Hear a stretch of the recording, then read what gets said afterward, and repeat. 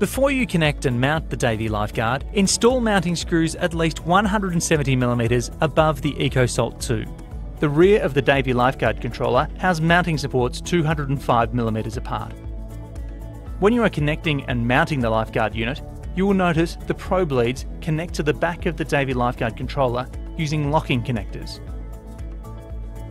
Connect all of these probes into their correct position, like so.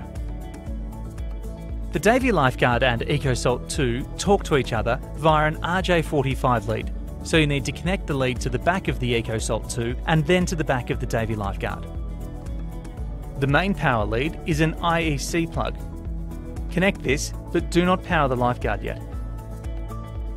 Plug the dosing pump power lead with the plug into the low voltage power supply on the back of the Davey Lifeguard. Once you have connected and mounted the Lifeguard, you can move on to first time startup and calibration of your unit.